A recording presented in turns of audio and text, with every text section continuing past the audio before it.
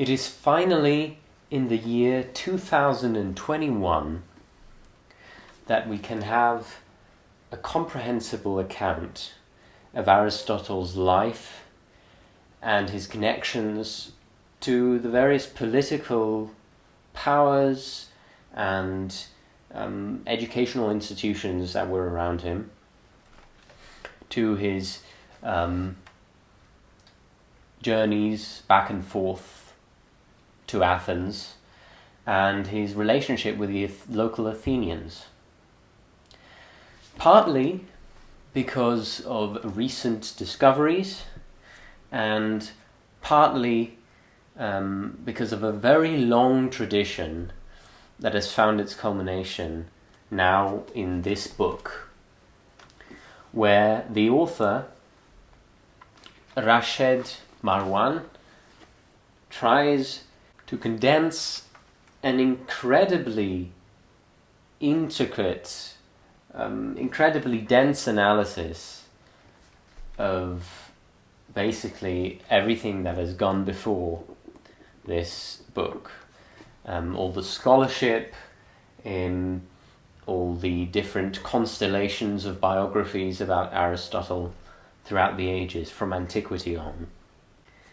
This book presents a relatively short text called the Epistle to Gallus, on the life, the testament, and the writings of Aristotle by a certain Ptolémée Al-Gharīb, known in the Arab world as Al-Gharīb. And it's a bilingual edition, so that you can have the Arabic next to the French. It's a very erudite French, a very elite level of French. And the whole introduction, which is about the rest of the book, is not very accessible for that reason as well. The other reason why it's not very accessible is simply that he's trying to untangle, the goal is to untangle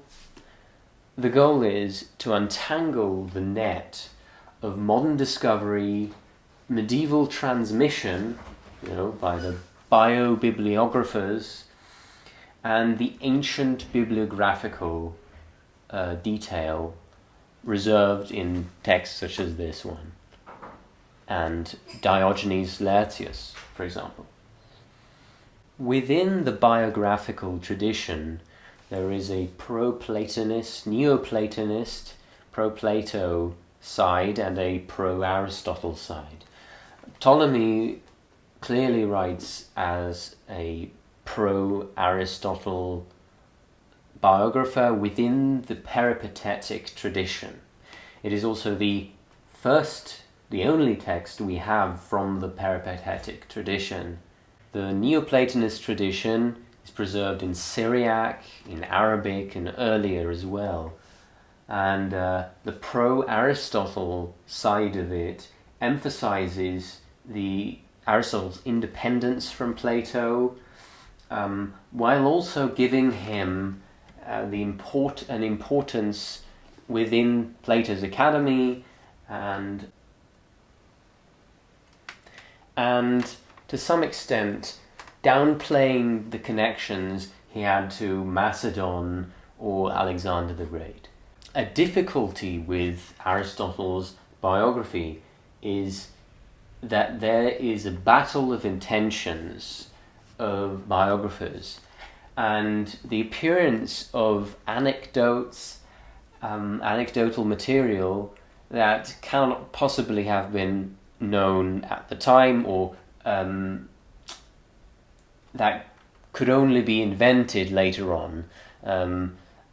Details from the Middle Ages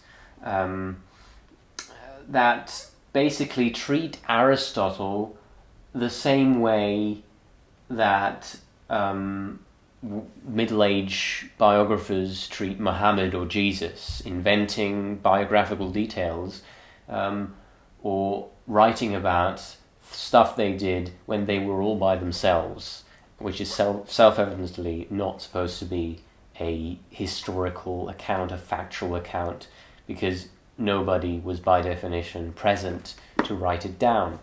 You have the Neoplatonic or pro-Plato interpretations saying that everything that makes Aristotle interesting comes from Plato or is due to Plato's influence.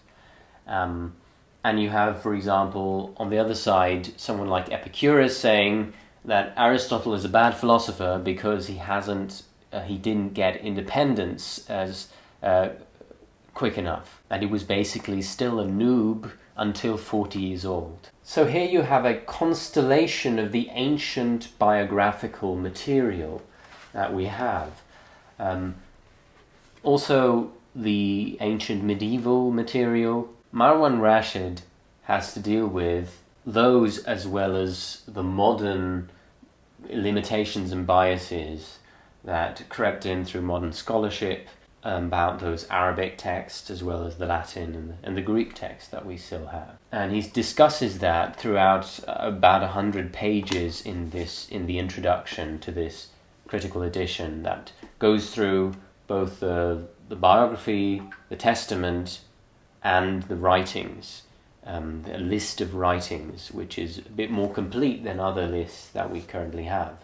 For example, we now know that the Constitution of Athens by Aristotle is one of 171 constitutions that Aristotle probably wrote in his school, in the Lyceum, and probably, like a tutor, prepared those texts so that he could do presentations to students about the different constitutions that he researched. Before arriving in its present form in French and in English, because I translated the French into English in a document.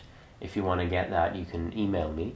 This text has a history of transmission that starts in its Greek form as a letter in which Ptolemy is writing Gallus about this philosopher, Aristotle, that he was interested in.